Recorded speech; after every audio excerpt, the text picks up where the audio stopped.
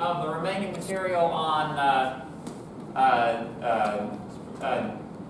databases today. We'll see if we can manage it. But this is going to go fast and mean. So this is fast, mean, professor. So, how is everybody today? See, jokes. That's called comedy. See, that's mean. Okay, mean jokes too. Anyway, so last time we were talking about the basic functions that are required to manage databases. We had covered how to get into one, and the basic commands needed to generate tables, generate data in tables, and view generated data inside of tables. We had just come to an issue called fuzzy matching, which is a way that you can select substrings out of larger strings in order to match. So, the way that it works, it's actually sort of similar to the pattern, the string pattern work that we were doing with the datetime library. This line here, where you specify the field name, you use the like keyword, and then you provide a format string. In SQL, the percent signs here indicate many characters, that they will match many characters. So, you know how if you're specifying file names, you can do like star.txt to get all of the text files, you know?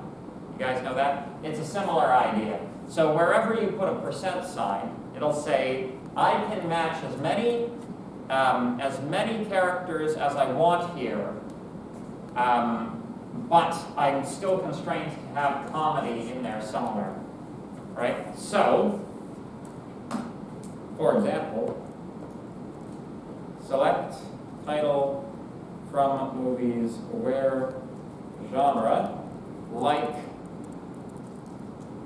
comedy.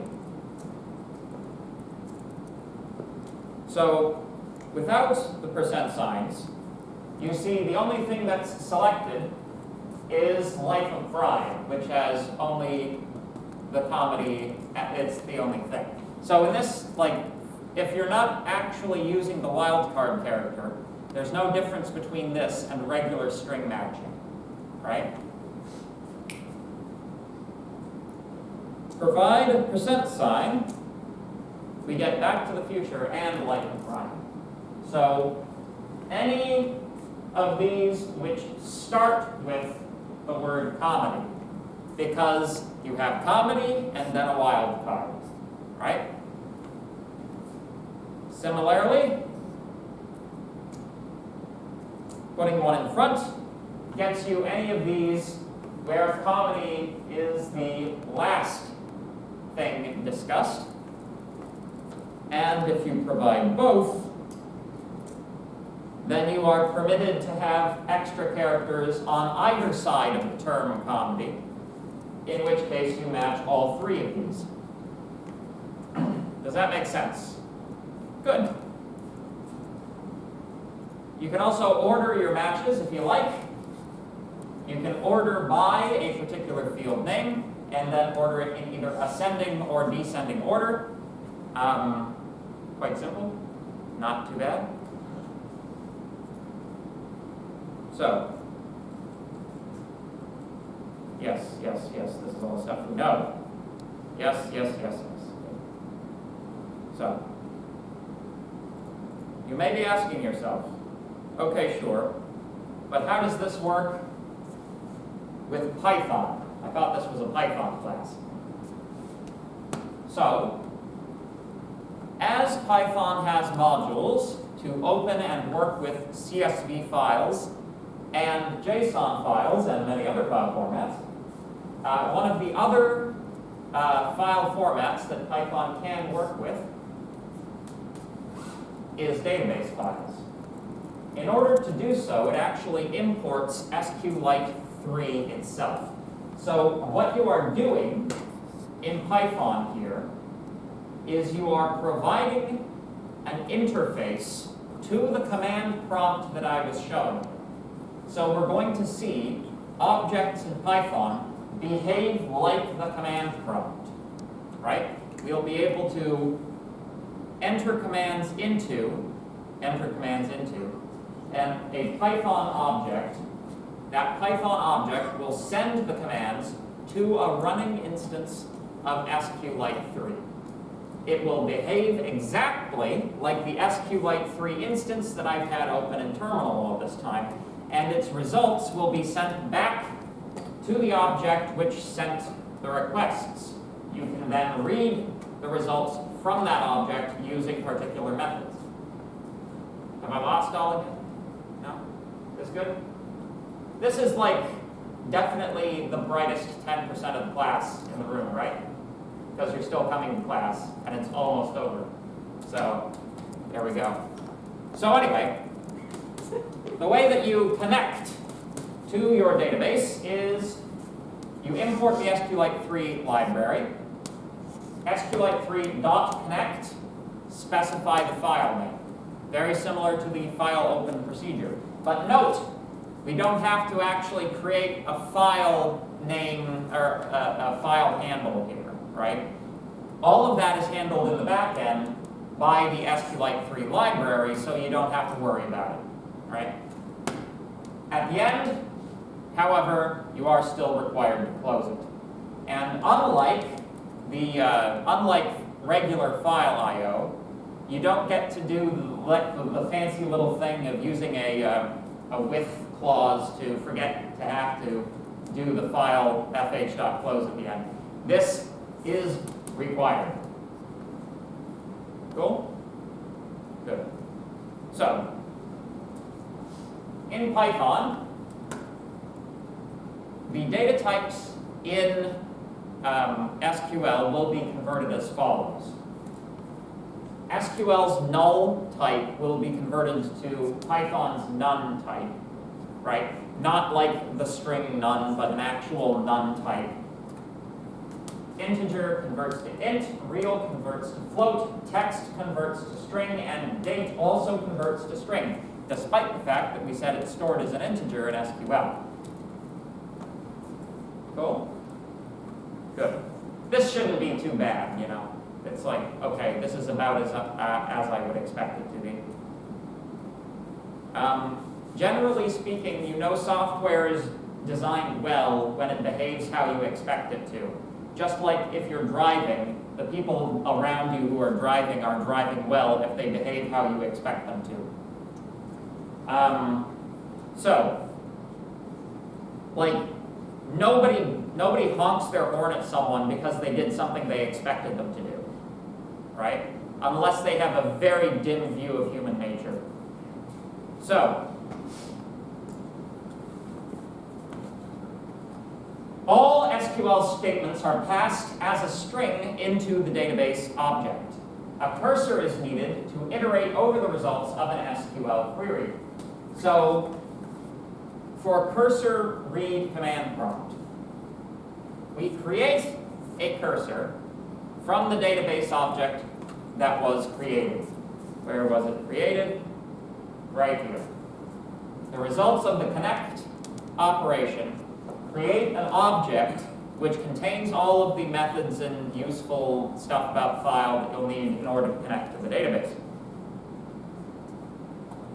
From that database access, or you can think of this as a running session of SQLite 3, we peel off a cursor object, right? So we instantiate a cursor using a method of the database object.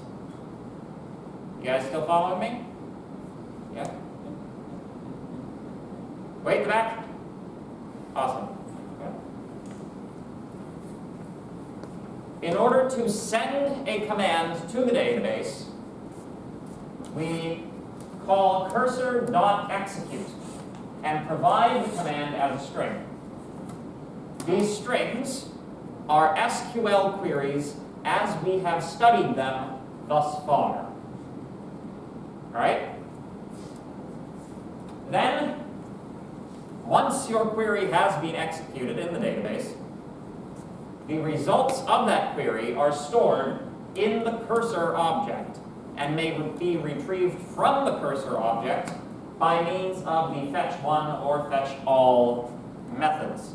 The fetch methods operate by returning to you one or multiple records from the database that you have access to if the command that you gave is one that returns results. It won't give you anything if you ask for an insert command, for example, right? Select will show you stuff. That stuff ends up in cursor. Something like create table doesn't actually create it. It doesn't return anything visible to you. So you should think of the return, like the stuff that you're fetching here, as being precisely and exactly the same as, does my command produce any lines of output in this interface? If yes, then it will store something in cursor. If not, then it will not store anything in cursor for your retrieval with the fetch methods. Does that make sense? So far, so good? Good. So, as with many things in Python, the cursor has there's a way that you can use for loops to make it slightly easier. In addition to being accessible through the fetch methods, the return value itself of the execute function is any results that are returned by the running session of SQLite 3. So, if you have any output from SQLite 3, you can capture it by assigning it to a variable. You can then for loop over that variable to access all of the rows in the way that you are traditionally used to. Make sense? Good. If we add the line in red below somewhere. There it is. It's not in red, but there you go. If you set the value of database.rowFactory to SQLite3.row, which is the definition of row in the SQLite 3 library, then you can, in fact, access them as if they were dictionaries, which is very useful, right? Because SQLite 3 itself accesses these things by field name. So it would make sense, for consistency's sake, to want to refer to them in Python by field name rather than by positional argument. Make sense? Good. So add this line, and you get dictionaries. Cool. So, if you wish to insert from Python, you execute an insert command with one very important modification from the way that you would do it in the command line. These question marks, all right? You should think of the question marks in the same way as a C format string tag for an integer or something else.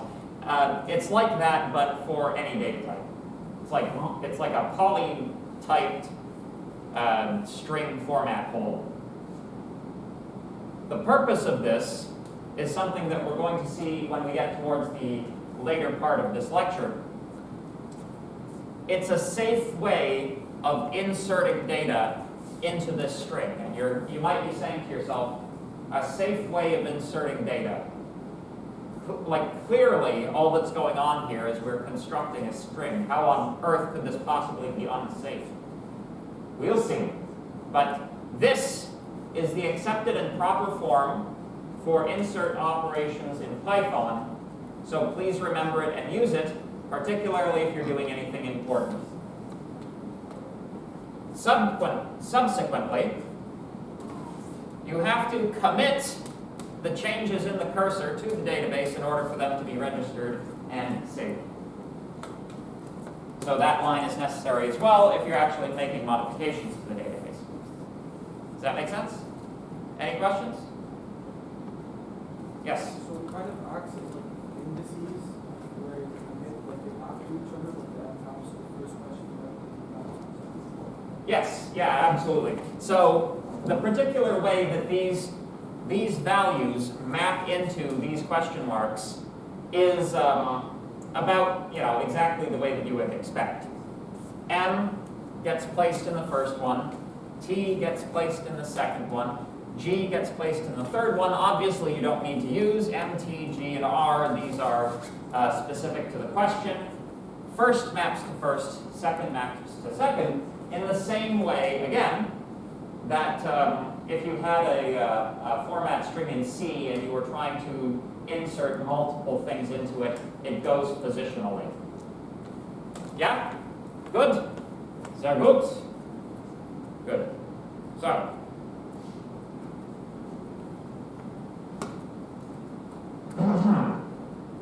So now we come to the part where we do the relational databases. All right? So far we've just been talking about databasing. We haven't really talked about why these things are called relational databases. So let's extend our current video store rental example on the slides. I don't have time to do it out, so I'll save you the pain of my data entry.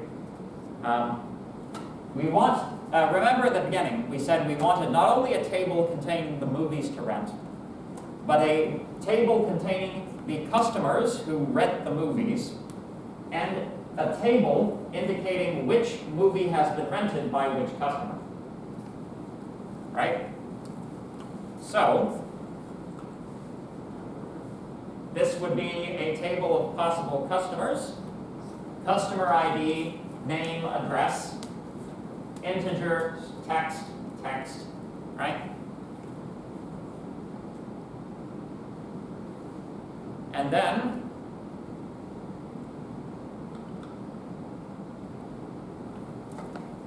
a table relating customers to movies. The manner in which customers are related to movies is by identification number. This is where having primary keys becomes so important. If these were not unique, then we may be associating multiple movies or multiple customers to one movie or multiple movies. It just becomes terrible, and terrible, and you don't want that. In addition to that, we're also keeping track of the date rented and the date due, which also dates these slides. So, if we do so let's say, just for the sake of interest, we wanted to know which movie was rented by which customer. We could get all of these movie IDs and customer IDs to be printed out to us, and then we could manually cross-reference all of the other two tables, write all of that down in a notebook, and then give that to our boss, right? Or we could make the computer do the work for us, which is the solution that your boss wants, I guarantee it.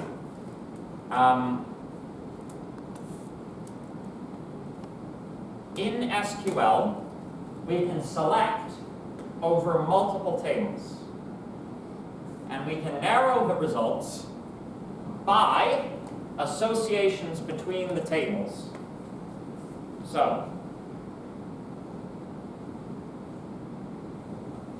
if we set up an SQL query where we are selecting all fields from both rentals and customers, where the customers.customer ID is equal to the rentals.customer ID as well,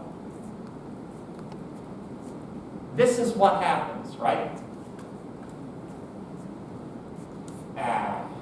I'm going to need one. Let's see, did they give me the output here? No, all right. Very quickly then. create table rentals. Very quick.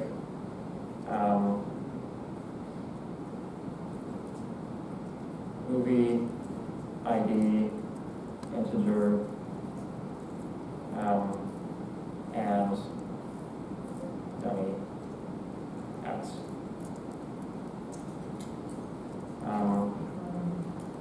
Insert into rentals values. Let's say we're renting 103 to Bob, and syntax error. Values. There we go. And we'll rent number 5 to Karen. There we go. Select star from rentals. There we go. We have Bob and Karen. So let me show you what this does, right? So if we select star from rentals and movies, something interesting happens.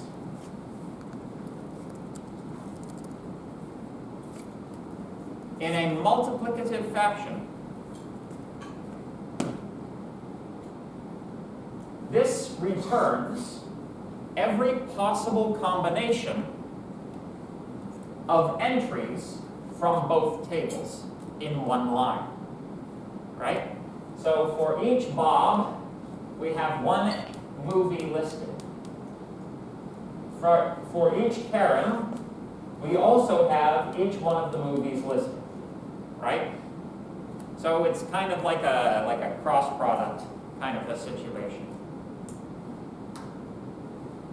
What the where clause does here is it restricts the view to only those situations where the movie ID matches the movie ID as expressed in the movies table, right?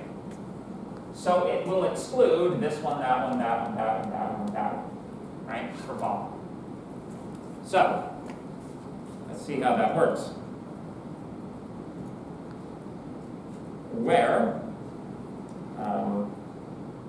movies.movie ID, access it with dot syntax, you should be familiar with that by now, is equal to rentals.movie ID. There we go. We return merely 2 entries.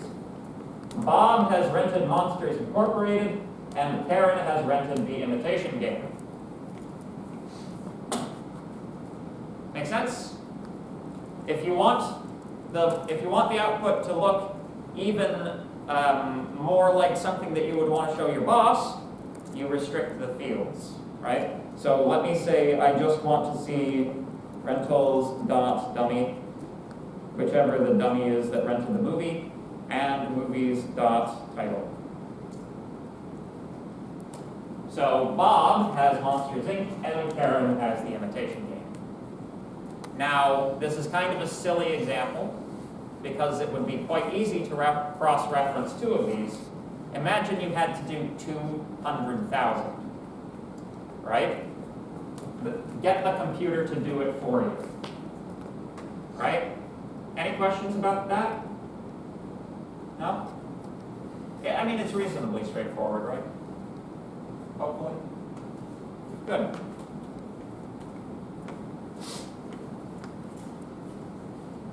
So,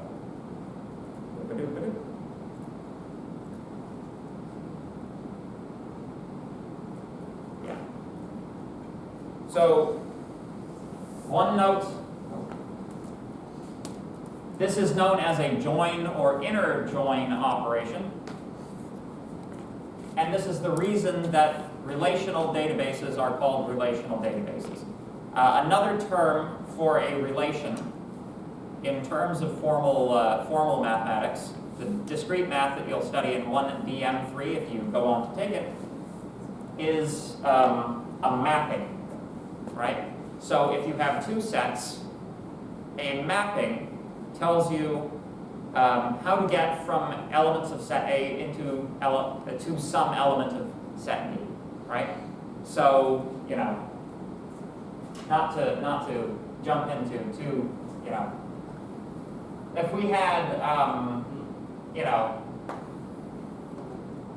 the integers, and we also had the integers, right? The mapping,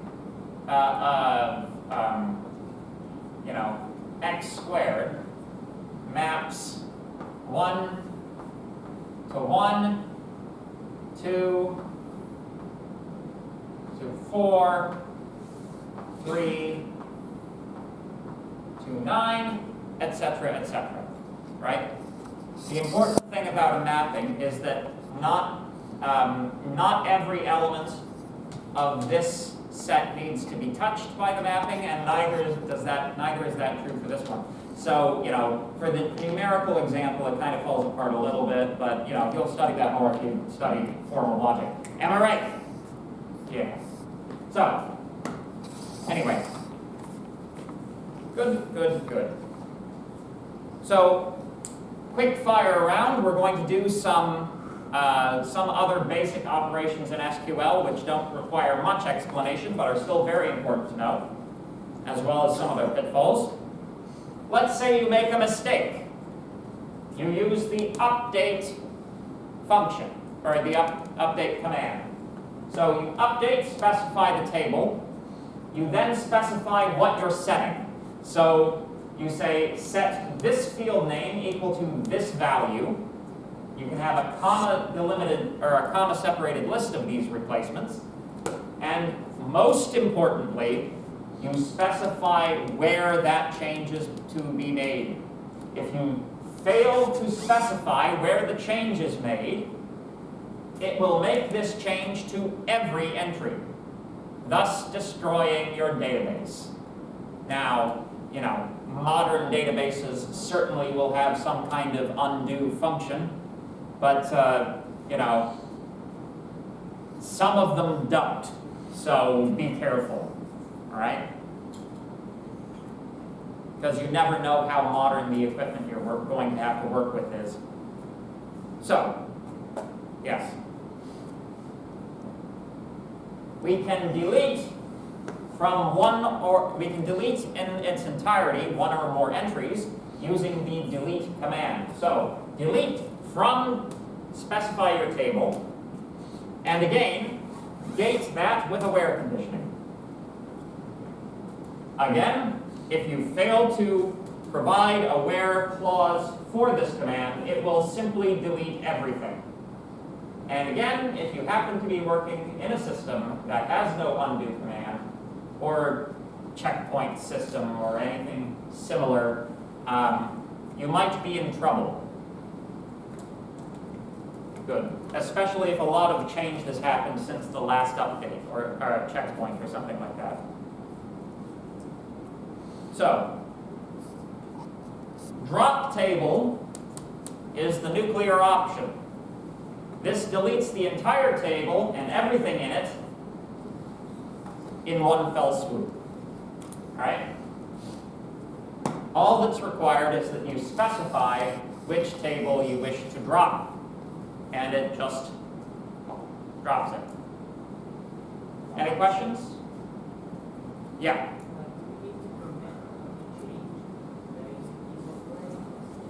So it depends. The commit is, that is, you're talking about when you're in the Python environment? Yeah. Any changes that you make, you have to commit. Yeah. Yes. If you just want to open it to view the data, there's no need to commit because you're not making any changes, right? But if you're making changes and you want those changes to be represented, you have to commit to the database. Good. So, all right.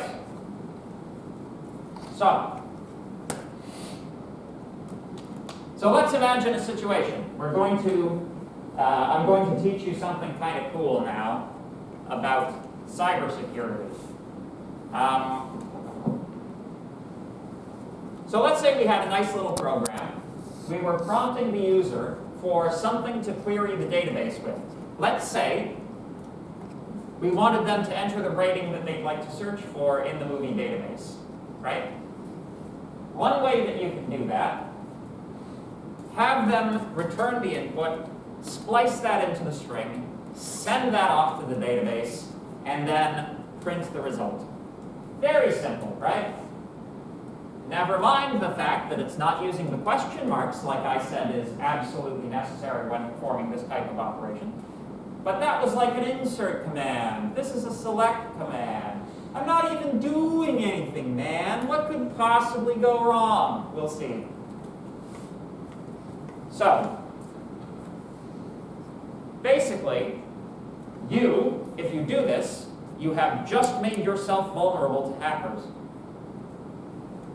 This user input can be anything. You expect it to be a rating, right? You expect it to be like PG or G or whatever, but you have given the user the ability to enter anything. You splice it into the string without checking to see that it's actually a rating first, and then you get what you deserve. So, here's a question. What happens when you enter something which contains quotes here? Right? Let's say we wanted to enter in something slightly sarcastic, like parental guidance. Right? When we splice that in, it becomes select star from movies where rating is equal to parent, open, parental, close, guidance, open, close. Right? Because open and close toggles. Right? This will be an error because SQL will be like, I don't know what the frick guidance is supposed to mean. That's not a keyword I was born with. So, no, you don't get to. But we have demonstrated the ability to enter SQL keywords. And we can do a lot more than just keywords. How about PG or X is equal to X, and you leave off the first and the last quote character. When that gets spliced into the string, you get select star from movies where rating is equal to PG or X is equal to X. Now, what is the value of what is the value of X equals X? True. Always true. What's true or anything? Always true. Always true. So what have you done? You have managed to reveal the entire contents of the database. Of the table. Of the table, yeah. Well, yeah, pardon me, yeah. Forgive me. Yes. Just this one table. But that probably is enough. I'd just like to remind everybody in the room right now that most username password systems use SQL databases to store usernames and passwords. Right? Including banks. So, this leads us to one of the nastiest and most common cybersecurity threats that exist and still exists to this day, despite the fact that everybody knows it exists. 35%. The SQL Injection Attack. It's called an injection attack because it works by injecting code into an SQL query that is not supposed to be there. Right? This has been known for a long time. You occasionally hear in the news, like, PlayStation lost like 700,000 passwords. I think that was one that was a number of years ago. The government just lost like all of your medical records. It's not that it lost the data, although that can sometimes happen. It's that the database was breached and that data got out, right? SQL injection attacks. There's actually, if you go to, there's a Wikipedia page of like famous SQL injection attacks, and the list is quite long, and it's really small. I believe the, oh my gosh, there's like this dating website for married people. Yeah, they got hacked and then held to ransom, because like that's quite sensitive information, right? People, that's like, how stupid do you have to be? Because like, of all of the blackmail situations in the world, that's like the Mario of blackmail, you know? That's like the starting car for blackmail. Anyway, so when user input is mixed into a query string like this, applications become vulnerable to an SQL injection attack. This occurs when the attacker injects their own SQL commands as a string that accidentally gets executed by the database. This can be used to A, see more data than you intended, which can be bad enough in and of itself. It can be used to trick login checks and gain access without knowing passwords, right? Because if the query is not like what's the rating, but like what's your username, what's your password, right? And you can just, you know, put an or true in there. Bing, bang, boom, right? It can be used to access data from other tables if you include join commands, right? And it can sometimes even be used to modify or delete the data. Now, you might be saying to yourself, those seem like some kind of exotic commands. We didn't see anything like that in our example. So, it turns out that a couple of the things that you can inject into an SQL command, the command terminator character, semicolon, which allows you to enter another command, or even the comment character in SQL, which I believe is double dash, isn't it? Mm-hmm. Yeah. The comment character in SQL is double dash, so you can even like ignore the rest of whatever this was if you're injecting into a SQL database. Yeah, so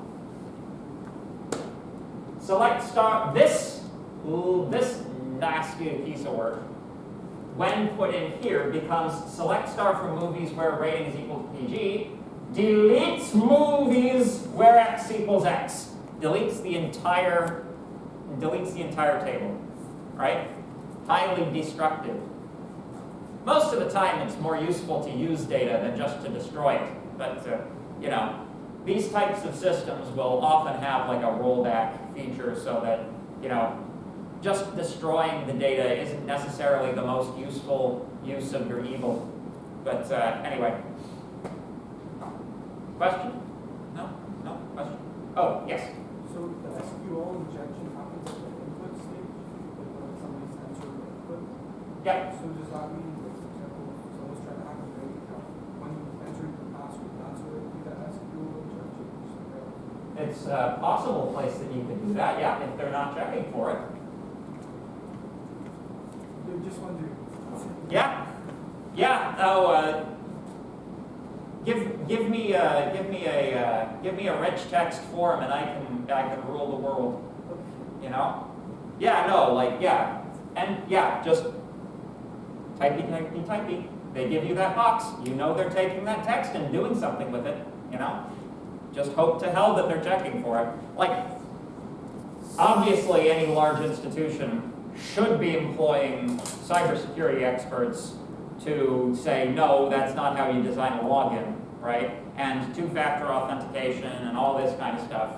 But, you know, if you're a startup relying on these types of technologies, or you're working for a startup, and there's nobody on the team who has any clue about this kind of stuff, yeah, you could totally, yeah, question. There exist like penetration testing tools which literally will loop through every web request like endpoint on a website and will try and run SQL injection attacks on every field and can actually do it in an automated fashion as well, which is one of the common ways that like smaller sites will get attacked.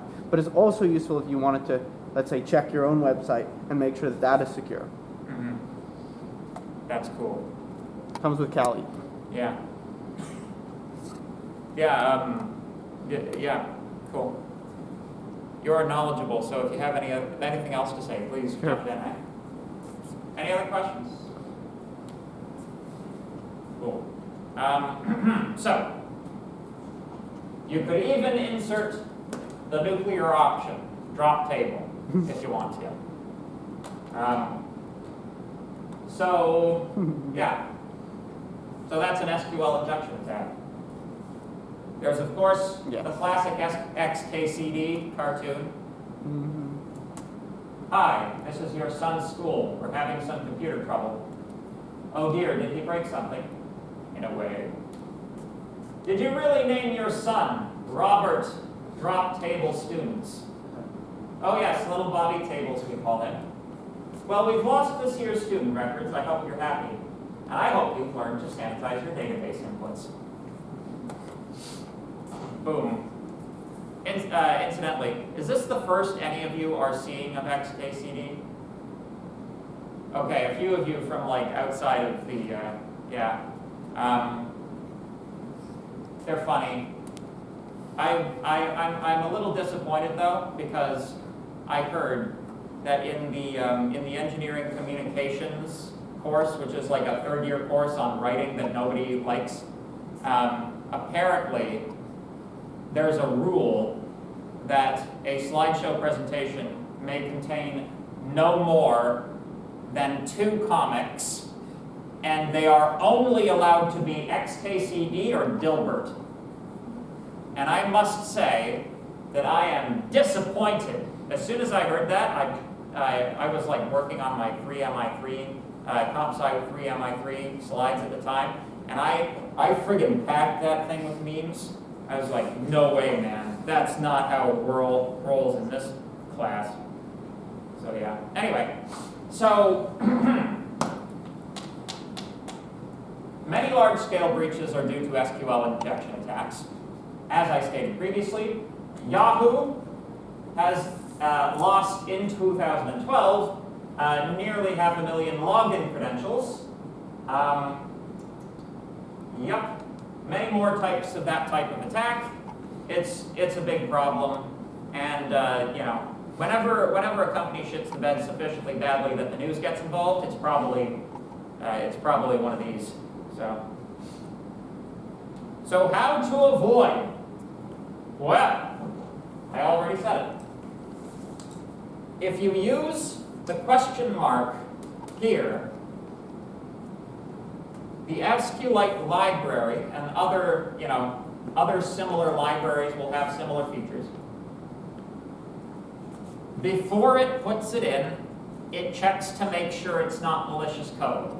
It checks to make sure it doesn't contain things like comment characters and semicolons and SQL keywords and all of the nasty little presents that you can leave someone, right? So, I guess the moral of the story is, don't be a cowboy. Learn how to use the software properly and in a safe way. Don't just think because you've taken my class and you know how a string can be put together that it is appropriate for you to do that in every situation, because you could leave gaping wide security threats in your apparatus. Yeah? Make sense? Any questions? Cool. I did it. I got through all the SQL material. So there you go. Thank you. So yeah, basically, the bet with myself was, if I can get through all the SQL material, then we can have Monday as a review session. How many people want Monday as a review session?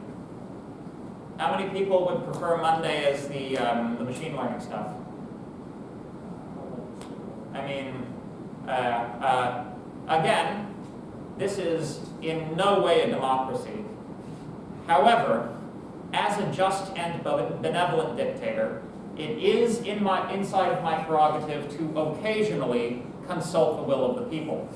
And in that way, I must say, we will make Monday a review session. So if you have any questions that you'd like, if you have any questions you'd like answered on Monday, I will be happy to live code them on the board for you. Yeah, any other questions? Save them for Monday. Have a good weekend.